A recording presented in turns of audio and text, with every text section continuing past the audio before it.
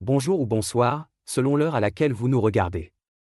Je suis votre chroniqueur audio et animateur de podcast pour l'ODJ Média, chargé aujourd'hui de vous lire fidèlement cette nouvelle chronique de Mohamed Aït Belhassan.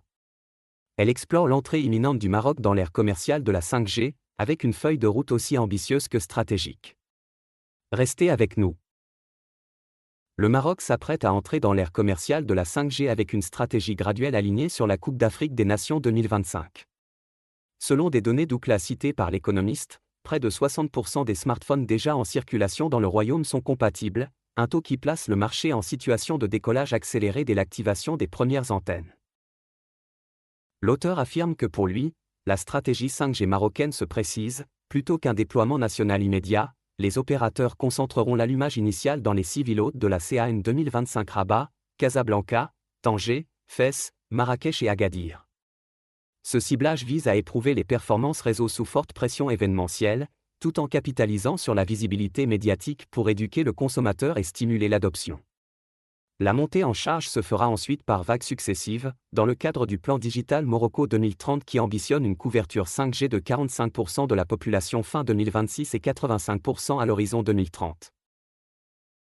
L'auteur ajoute que face à une Tunisie pionnière lancement prévu en février 2025 avec des débits supérieurs à 300 Mbps et une Égypte entrée dans la danse en juin avec plus de 100 Mbps, le Maroc cherche à combiner prudence d'ingénierie et rattrapage concurrentiel. Des quartiers pilotes à Rabat auraient déjà bénéficié de préactivation technique au deuxième trimestre 2025, signe que l'infrastructure radio est en phase d'optimisation. L'auteur pense que pour Karim Yessi, analyste Moyen-Orient et Afrique chez Ookla, la forte pénétration d'appareils prêts réduira la friction d'adoption et accélérera l'usage data dès la première année. L'attribution récente des fréquences ouvre une nouvelle séquence d'investissement et de différenciation tarifaire, sur fond de promesses industrielles comme les usines connectées, la logistique en temps réel et les services immersifs pour le grand public. L'auteur conclut que la 5G devient ainsi un levier central de compétitivité numérique que le Royaume veut activer pleinement. Reste à confirmer le calendrier précis d'ouverture commerciale et les premiers forfaits destinés aux entreprises et au public. Entre prudence stratégique et volonté de rattrapage régional, le Maroc avance à grands pas vers une transformation digitale qui pourrait redéfinir ses usages et ses priorités économiques.